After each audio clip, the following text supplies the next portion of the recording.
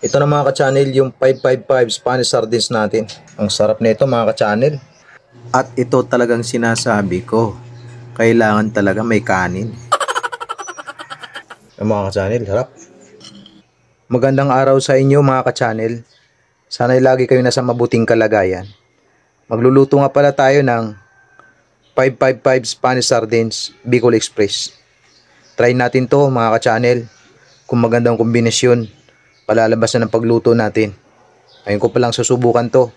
Kaya tara na, lutuin na natin to mga ka-channel. Ito yung gagawin nating oil. 4 na lata to mga ka-channel.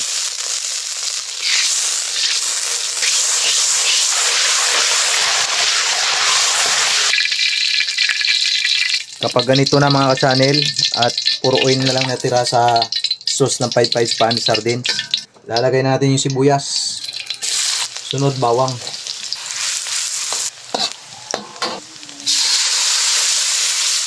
Fresh gata to mga ka-channel. Naglagay tayo ng kunting cornstarch dito mga ka-channel.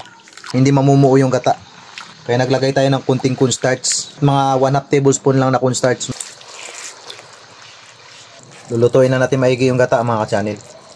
Maglagay tayo ng kunting Miss G. Optional lang to. Tapos kunting asin lang.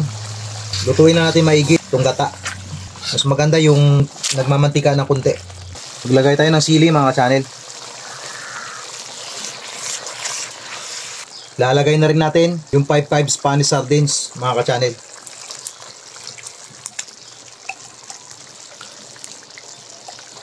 Apat na lata to mga ka-channel 555 Spanish sardines Bicol Express mga ka-channel.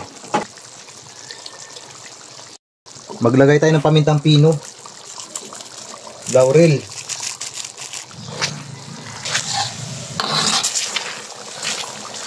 tatakpan na natin saglit mga ka-channel.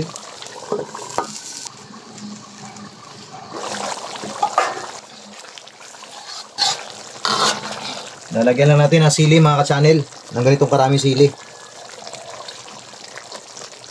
Huwag na natin pisain, sobrang angang naman eh.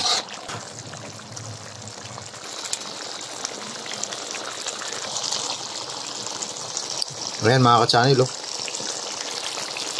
luto na to mga ka-channel. Okay na to.